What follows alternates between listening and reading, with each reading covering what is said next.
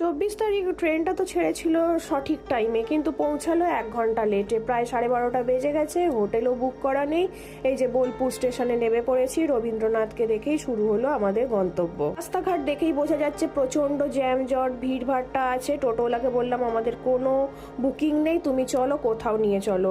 7-8খানা জায়গা দেখার পর অবশেষে ঢুকেছি রিসর্টে। তাড়াহুড়ো করে প্রচন্ড খিদে পেয়ে গেছে বলে ফ্রেশ হয়ে বেরিয়ে পড়লাম। খেয়ে দেই তারপর চলে গেলাম। 30 টাকা টিকিট কেটে সৃজনীতে ঢুকলাম। এখানে এদের শান্তিনিকেতন বোলপুরের ঐতিহ্য এই যে দেখা যাচ্ছে, সুন্দর লাগছে, যেন মনে হচ্ছে কোনো আমরা হয়তো আমাদের কলকাতার পুজো প্যান্ডেলে চলে এসেছি।